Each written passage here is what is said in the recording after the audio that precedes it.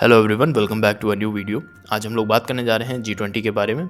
ठीक है। जैसे कि मैंने सारे इंटरनेशनल समिट्स एंड मीटिंग्स के बारे में मैंने पढ़ाया हुआ है, ऑर्गेनाइजेशंस के बारे में पढ़ाया हुआ है। तो आपको उस प्लेलिस्ट की लिंक डिस्क्रिप्शन में मिल जाएगी, वहाँ से आप सारी लाइन टू लाइन देख सकते हो और G20 तक आओ। ऊपर से पढ़ते पढ़ते तो ज़्यादा अच्छे से समझ आएगा। ठीक है, चलिए स्टार्ट करते हैं। The G20 is an informal group of 19 countries and the European union with representatives of international monetary fund and world bank. ठीक है, देखो G20 में क्या है, 19 कंट्रीज। अब आप कहेंगे G20 का मतलब तो ग्रुप ऑफ 20 होता है कि ग्रुप ऑफ 20 कंट्रीज, बट आप तो कह रहे हो 19 कंट्रीज। तो हाँ, 19 कंट्रीज इसमें है, मतलब कि 19 कंट्रीज हैं। एंड द यूरोपियन यूनियन, आगे लिखा है यूरोपियन यूनियन, यानी कि यूरोपियन यूनियन है, यूरोप के कॉन्टिनेंट के कुछ 3 देश इसमें और शामिल हैं। तो उसको अगर हम 3 और ऐड कर दें तो 19, 20, 21, 22 हो जाएगा ना, 22 या 23 हो जाएंगी। तो उसके बाद G23 कहने लगना पड़ेगा। इसीलिए यहाँ पे यूरोपियन यूनियन ही पूरा यूज़ कर देते हैं, ताकि यूरोप से जो कंट्रीज आ रही हैं वो उसी के अंदर आ जाएं, उसी के अंदर शामिल हो जाएं। तो जैसे इटली आता है, ठीक है, यूके आता है आई थिंक। तो ये कुछ ऐसे ही एक और कंट्री है। तो ये 3 कंट्री, शायद जर्मनी आई थिंक है, तो वो आते हैं। तो इसमें इसीलिए इसको G20 कहेंगे। इसमें 19 कंट्रीज़ हैं और एक यूनियन ऐड है। ठीक है, और टोटल अगर आप कहेंगे तो उस यूरोपियन यूनियन को अगर आप तोड़ेंगे तो वो 3 और कंट्रीज में डिवाइड हो जाएगा। बट उसको इसलिए नहीं तोड़ा जाता है क्योंकि इन फ्यूचर हो सकता है यूरोपियन यूनियन के 4 देश आ जाएं, 5 देश आ जाएं, 6 देश आ जाएं। तो क्या ऐसे G26 कर देंगे? नहीं। तो इसीलिए डायरेक्ट उसका यूरोप ही जोड़ दो, डायरेक्ट कॉन्टिनेंट का नेम ही जोड़ दो। ठीक है। With representatives of the international monetary fund and the world bank. International monetary fund के इसमें रिप्रेजेंटेटिव्स बैठते हैं एंड वर्ल्ड बैंक की तरफ से भी लोग बैठते हैं। ठीक है, ताकि उन मुद्दों पे भी बात कर सकें और उन मुद्दों की इन्फॉर्मेशन वो दे सकें। International monetary fund and world bank अगर आपको पढ़ना है तो डिस्क्रिप्शन वाली लिंक से आप उसी प्लेलिस्ट में पढ़ा हुआ है, वो पढ़ सकते हैं। मैंने अभी कल परसों ही में बनाई है। The G20 membership comprises a mix of the world's largest advanced and emerging economies. G20 membership जो है वो एक मिक्स है वर्ल्ड की largest advanced and emerging economies का, जैसे कि यूएसए हो गया, इंडिया हो गया। एमर्जिंग कंट्रीज जो है, जैसे कि इंडिया अभी डेवलपिंग है बट बहुत जल्द डेवलप में आ जाएगा। ठीक है, जिस हिसाब से हमारा इसरो वगैरह वर्क कर रहा है, साइंस की फील्ड में हम लोग ज़्यादा आगे बढ़ रहे हैं। चाइना, जापान, इन सब से आगे जा रहे हैं हम लोग, उसमें क्या बोलते हैं जीडीपी के टर्म्स में। तो हम लोग काफ़ी स्ट्रांग होने वाले हैं, इकोनॉमी बहुत ही स्ट्रांग हो जाएगी। तो ऐसी इकोनॉमीज जो ग्रो कर रही हैं, वो इकोनॉमीज नहीं जो घट रही हैं, वो इकोनॉमीज जो बढ़ रही हैं, एडवांस हो रही हैं। ठीक है, जैसे इसराइल की बहुत ही अच्छी टेक्नोलॉजी, बट आई थिंक इसमें इसराइल है नहीं। अभी मैं आगे आपको लिस्ट दिखा दूंगा कौन कौन से देश हैं। ठीक है, सो वेट फॉर 1 और 2 स्लाइड्स। ठीक है, together the G20 member represents more than 80% of the world GDP. सबसे इंपॉर्टेंट चीज़ तो इसके आप देख सकते हो कि 80% जीडीपी दुनिया की, अगर आप ओवरऑल जीडीपी आप मेजर करोगे तो उसमें से जो 80% जीडीपी निकल के आएगी, वो सारी की सारी जीडीपी G20 में ही बैठी है। यानी ऐसे देश जिनकी मिला करके 80% जीडीपी बनेगी पूरे ग्लोब की, वो इसी के अंदर आते हैं, G20 के अंदर मीटिंग में आते हैं। तो समझ सकते हो, मतलब जिसमें चाइना भी आता है, यूएसए भी आता है, ठीक है, जापान भी आता है, बड़ी बड़ी कंट्रीज आती हैं, सऊदी भी आता है। ठीक है, ऑफ द इटली भी आता है। Of the international trade and 60% of the world population. अच्छा, 60% वर्ल्ड पॉपुलेशन आती है, मतलब कि ऐसे देश जिनकी पॉपुलेशन मिलाओगे तो 60% हो जाएगी पूरे ग्लोब पे, वो कंट्रीज बताओ इसमें बैठती हैं। तो मतलब काफ़ी पावरफुल प्लेस है। ठीक है, how did G20 come into existence? इसका एग्जिस्टेंस क्यों हुआ, क्या कारण थे कि इसको बनाया गया? तो 1997 से 1999 के बीच में एशियन फाइनेंशियल क्राइसिस हुई थी, जिसकी वजह से G20 बनाने के लिए इंपॉर्टेंट हो गया। जैसे इसमें इंडिया, जापान एंड आपका क्या बोलते हैं, इंडिया, जापान एंड चाइना आता है, और साथ ही साथ अपना सऊदी भी आता है। तो भाई ऐसी एशिया की कंट्रीज हैं, क्योंकि उसमें एक फाइनेंशियल क्राइसिस आया था। क्या है, this was a ministerial level forum which emerged with G7 invited both developed and developing economies. The finance ministers and central bank governors began meeting in 1999. तो बेसिकली G7 में इसके बारे में बात हुई कि भाई हमारी जो एशिया कॉन्टिनेंट है, तो उसमें बेसिकली 7, G7 में केवल 7 मेंबर्स थे, तो उसमें बात अच्छे से हो नहीं पाती थी। ठीक है, हमारी एशिया की जो इकोनॉमी के हाल थे वो बाहर पहुंच नहीं पा रहे थे, जैसे वेस्ट में नहीं पहुंच पा रहे थे, यूरोप में नहीं पहुंच पा रहे थे, अमेरिका के कानों तक नहीं पहुंच पा रहे थे, यूरोपियन कॉन्टिनेंट तक नहीं पहुंच पा रहे थे। थोड़ा सा बड़ा किया गया, तो थोड़ा सा बड़ा मीटिंग किया, यानी थोड़े और ज़्यादा कंट्रीज जोड़े जाएँ, तो इसीलिए हो गया उसको G20। तो आप कहेंगे क्या G7 खत्म हो गया? नहीं, G7 अभी एग्जिस्टेंस में है और G20 अलग बना दिया गया, ताकि एशिया की ज़्यादा इसमें भागी वो रहे, पार्टनरशिप रहे। ठीक है, एशियन कॉन्टिनेंट की कंट्रीज़ की। नंबर सेकंड पॉइंट कि क्यों आखिर बनाया गया, तो अमिड 2008 फाइनेंशियल क्राइसिस। एक फाइनेंशियल क्राइसिस 2008 में भी हुई थी, आप यूट्यूब पे इसकी डॉक्यूमेंट्री भी देख सकते हो। The world saw the need for a new consensus building at the highest political level. ठीक है, it was decided that the G20 leaders would begin meeting once annually. तो इसीलिए G20 भी बनाया गया। 2008 की फाइनेंशियल क्राइसिस आई थी, उसमें शेयर मार्केट्स जो थे वो ड्रॉप हो गए थे।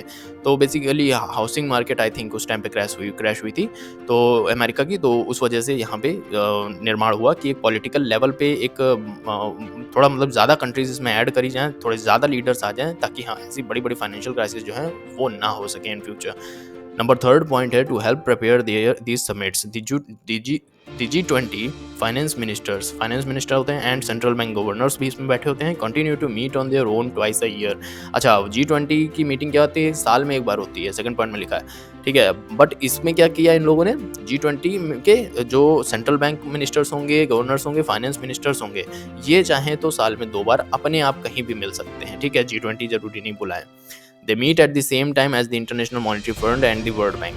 अच्छा, मगर वो ऐसे टाइम पे मीटिंग करते हैं जिस टाइम पे international monetary fund and the world bank की मीटिंग होती है। तो international monetary fund and the world bank यहाँ पे बार बार आप देख रहे हो इस वीडियो में यूज़ हो रहा है, उसको जरूर पढ़ लेना, क्योंकि बहुत ही सिंपल भी है, बहुत सिंपल है। The world bank and international पढ़ने में बिल्कुल सेम ही लगेंगे दोनों। सो उनकी मीटिंग के साथ ही साथ ये लोग करते हैं, ताकि क्योंकि ये इकोनॉमी से रिलेटेड होते हैं। फाइनेंस देखो, फाइनेंस मिनिस्टर्स फाइनेंस मनी से रिलेटेड होते हैं, global economy.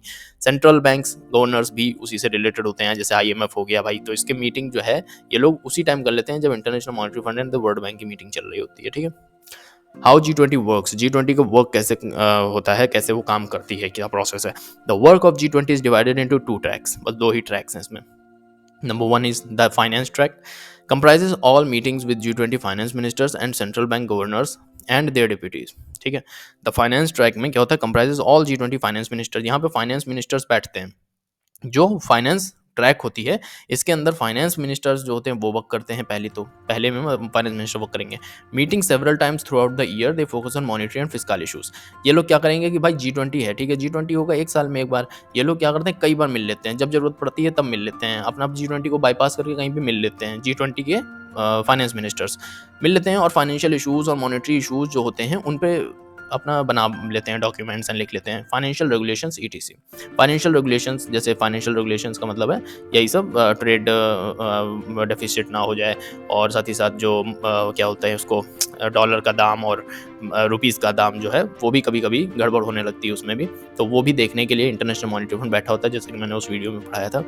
The Sherpa track, number 2 में द शर्पा ट्रैक, इसमें क्या होता है, focuses on broader issues such as political engagement, anti corruption, development, energy, ETC। अब क्या है उसमें, तो हो गया ऊपर वाले में फाइनेंस से रिलेटेड, इकोनॉमी से रिलेटेड, तो वो तो होगा ही भाई। किसी भी पूरी दुनिया को चलाने के लिए भाई रुपया चाहिए होता है, जरूरी तो मनी है ना। तो फिर मनी की बात हो गई ऊपर वाले में, इंपॉर्टेंट है, ठीक है। अब G20 सर्वाइव करने लगी, तो G20 सर्वाइव करने लगी तो दूसरे ट्रैक में क्या वर्क होता है, एंटी करप्शन, यानी करप्शन ना हो भाई, कहीं दूसरी कंट्री की गवर्नमेंट दूसरी कंट्री को करप्शन मतलब रुपया ना खिला दे और कुछ बड़ा काम ना कर ले, ठीक है। कोई बड़ी चीज़, जैसे कि कुछ भी करप्शन हो सकता है, जैसे बहुत ज़्यादा कोयला खरीद लेना किसी कंट्री से, इस तरह की चीज़ें स्मगल करवा लेना।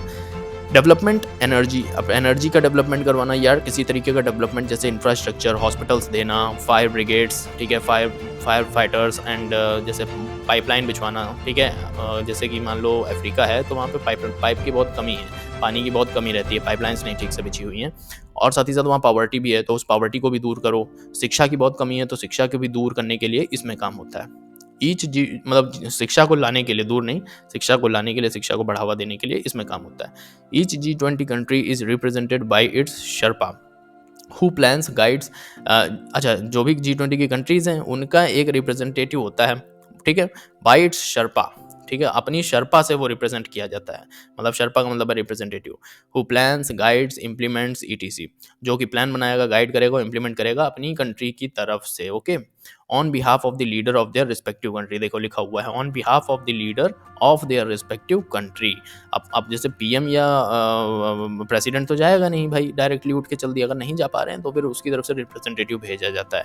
Indian Sherpa at the G20 in Argentina 2018 में श्री शशिकांत दास थे। जो 2018 में जब G20 में इंडिया गया तो उसका रिप्रेजेंटेशन किया था श्री शशिकांत दास ने, ठीक है। Who are members of G20, तो यहाँ पे मैंने कहा था लिस्ट आपको दे दूंगा, तो लिस्ट देख लो। यहाँ पे आया आपका Argentina number 1, Australia, Brazil, Canada, China, France, Germany, India, Indonesia, Italy, Japan, Republic of Korea, Mexico, Russia, Saudi Arabia, South Africa, तुर्की, the United Kingdom, the United States and European union.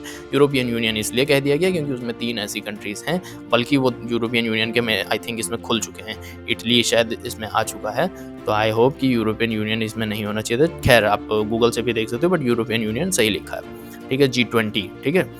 तो जी European union को जब तोड़ोगे तो वो 3 या 4 और countries में निकल आ सकती हैं, तो इसलिए तोड़ो मत उसको, कभी भी यूरोपियन यूनियन ही सीधे बोल दो। Spain as a permanent non member invitee also attends leader summits. अच्छा, स्पेन क्या है, परमानेंट नॉन मेंबर है, मतलब मेंबर नहीं है, बट वो अटेंड कर लेता है, ठीक है, मेहमान की तरह, ठीक है। What type of issues are addressed by G20, तो यहाँ पे आपको इंपॉर्टेंटली मतलब अच्छे से स्पेसिफिकली पता चल जाएगा कि कौन कौन से इश्यूज पे वर्क करती है G20। The G20 focuses on a broad agenda of issues of global importance. Global importance के लिए ही कि एक सारे एजेंडाज पे वर्क करेंगी। Although issues pertaining to the global economy, ठीक है, dominate the agenda. Additional items have become more important in recent years like. अब पहले क्या था, खाली इकोनॉमी इकोनॉमी पे बात होती थी, अब यहाँ पे क्या होने लगा, फाइनेंशियल मार्केट्स के बारे में, स्टॉक मार्केट के बारे में देखने लगे, क्योंकि क्राइसिस वहीं से स्टार्ट होती है। Tax and फिस्काल policy, tax and फिस्काल policy देख लो। ट्रेड, ट्रेड इम्पोर्ट एक्सपोर्ट जिसको बोलते हैं, ट्रेड की रूट्स भी बनाई जाती हैं, और कई बार कोई कंट्री होती है वो क्या करती है, रूट्स को बैन कर देती है, कहती है भाई हम तो अपने रास्ते से नहीं जाने देंगे।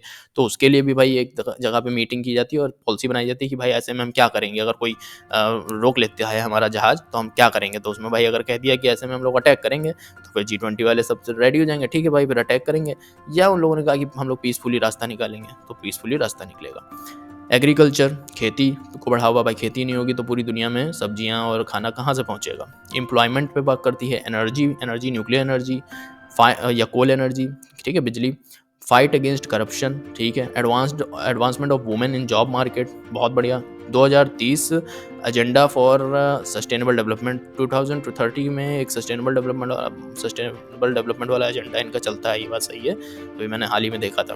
क्लाइमेट चेंज, ठीक है, ग्लोबल, जैसे क्लाइमेट चेंज का मतलब है ग्लोबल वार्मिंग, या जो अपने वही ग्लेशियर्स पिघल रहे हैं। ग्लोबल हेल्थ, ठीक है, मतलब हॉस्पिटल्स का निर्माण करना। एंटी टेररिज्म, ठीक है, तुम समझ सकते हो। इंक्लूजिव एंटरप्रेन्योरशिप क्या होती है, एंटरप्रेन्योरशिप होती है जो स्टार्टअप्स होते हैं, ठीक है, जो कि स्टूडेंट्स कर सकते हैं, मोस्टली यंग एज के ही लोग एंटरप्रेन्योर बनते हैं, ठीक है। So you can also be A entrepreneur, ठीक है। तो चलिए ये वीडियो यहीं तक थी, और मिलते हैं नेक्स्ट वीडियो में। अगर वीडियो अच्छी लगी, एफर्ट्स अच्छे लगे तो लाइक कर देना, एंड वीडियो सब्सक्राइब करके लिंक डिस्क्रिप्शन का चेक करके सारी वीडियोस पढ़ लेना, ठीक है। Please subscribe the channel, please support us.